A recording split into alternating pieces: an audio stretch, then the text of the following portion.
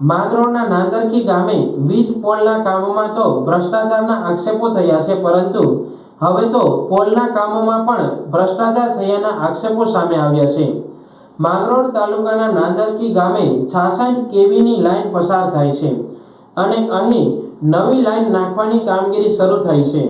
જ્યાં નાંદરકી ગામે એક મકાનની બાજુમાં આ લાઈન પસાર થાય છે, જેથી આ લાઈનના થાંભલા ઊભા કરાતા થાંભલાનું ફાઉન્ડેશન ફાટી જતા આ થાંભલો પડવાથી ડરથી ઉચ્ચ કક્ષાએ રજૂઆત કરી હતી।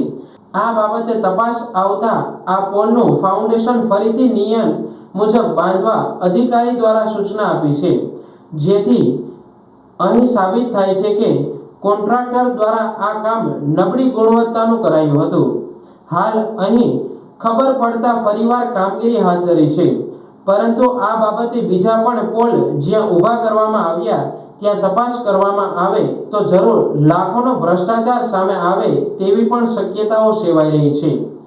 પોલના ફાઉન્ડેશનનું કામ નબળું થયાના આક્ષેપો સાથે આજુબાજુ વાડી વિસ્તારના લોકોએ હોબાળો મચાવતા આખરે ફરીવાર નવેસરથી કામ કરવાની અધિકારીએ ખાતરી આપતા મામલો થાળે પડ્યો હતો, પરંતુ આ કામમાં લાખો રૂપિયાનો ભ્રષ્ટાચાર થતો હોવાની આશંકા છે, જેથી ઉચ્ચ કક્ષાએથી તપાસ કરવામાં આવે તેવી લોકોમાં માંગ ઉઠી છે।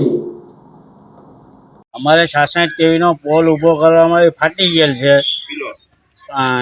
પોલ, એટલે અમે જાણ સાહેબને કરેલ કે સાહેબ આ પોલ ફાટી ગયેલ છે, એ કોઈ અધિકારી આવી જાઓ અને તપાસ કરો, અને એ લોકોએ પાછું કામ ચાલુ કર્યું રિનોવેશન કરવાનું।